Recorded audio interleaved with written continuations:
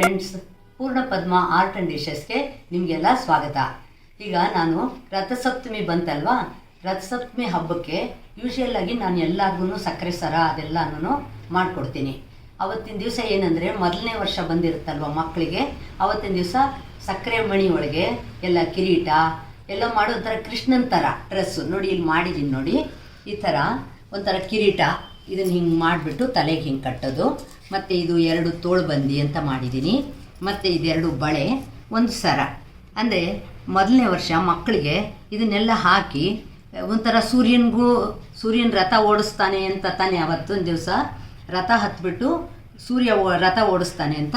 ಅದರಿಂದ ನೋಡಿ ಈ ಥರ ಡ್ರೆಸ್ ಹಾಕೋದು ಒಂಥರ ನಮ್ಮಲ್ಲಿ ವಾಡಿಕೆ ಇದೆ. ಮಕ್ಕಳಿಗೆ ತುಂಬ ಚೆನ್ನಾಗೂ ಕಾಣುತ್ತೆ, ಮುದ್ದಾಗಿರುತ್ತೆ.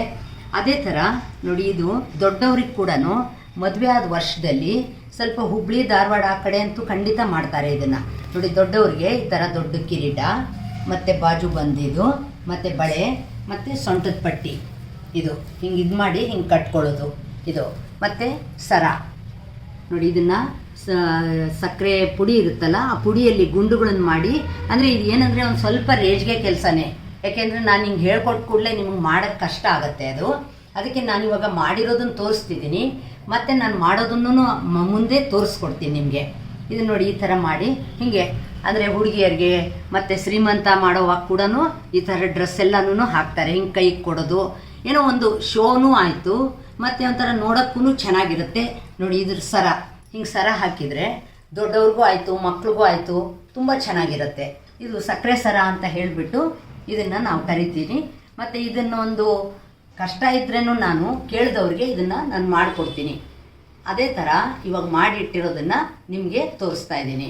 ನೋಡಿದ್ರಾ, ಸಕ್ಕರೆ ಸರ ಹೇಗೆ ಮಾಡ್ಬೋದು ಅನ್ನೋದನ್ನು ನಾನು ಮುಂದೆ ತೋರಿಸ್ತೀನಿ. ಏನಂದರೆ ಇದು ಸ್ವಲ್ಪ ತಾಳ್ಮೆ, ತುಂಬ ತಾಳ್ಮೆ ಬೇಕು, ಇಲ್ಲದೇ ಇದ್ದರೆ ಮಾಡೋಕ್ಕಾಗಲ್ಲ. ಇಷ್ಟ ಇದ್ರೂ ಮಾಡೋಕ್ಕಾಗಲ್ಲ. ಆದರೂ ನಾನು ನಿಮಗೆ ಇದು ಮುಂದೆ ಖಂಡಿತ ಇದನ್ನು ಹೇಳ್ಕೊಡ್ತೀನಿ ಮಾಡೋದು ಹೇಗೆ ಅನ್ನೋದನ್ನು. ಇನ್ನೂ ತನಕ ನನ್ನ ಚಾನಲ್ಗೆ ಸಬ್ಸ್ಕ್ರೈಬ್ ಮಾಡ್ಕೊಳ್ದೆ ಹೋದರೆ ಸಬ್ಸ್ಕ್ರೈಬ್ ಮಾಡ್ಕೊಳ್ಳಿ, ಎನ್ಕರೇಜ್ ಮಾಡಿ, ಲೈಕ್, ಕಾಮೆಂಟ್, ಶೇರ್ ಮಾಡೋದನ್ನು ಕೂಡ ಖಂಡಿತ ಮರಿಬೇಡಿ. ಧನ್ಯವಾದಗಳು.